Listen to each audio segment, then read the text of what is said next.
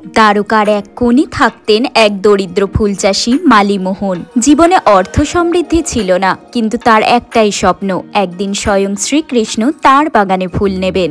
এক সকালে বাগানে ফুল তুলতে তুলতে তিনি বলছিলেন, প্রভু তুমি কি সত্যিই কোনোদিন আমার কাছে আসবে? হঠাৎ পেছনে ঘুরতেই দেখলেন এক আলোর ঝলক। সামনে দাঁড়িয়ে কৃষ্ণ ও সত্যভামা।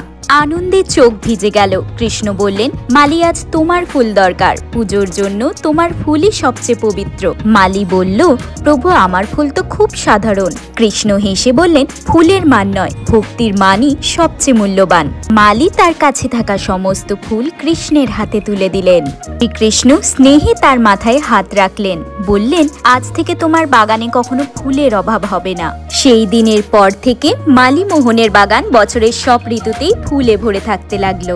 আপনি যদি প্রভু শ্রীকৃষ্ণের ভক্ত হন তবে চ্যানেলটিকে সাবস্ক্রাইব করুন আর কমেন্টে অবশ্যই লিখবেন জয় শ্রীকৃষ্ণ।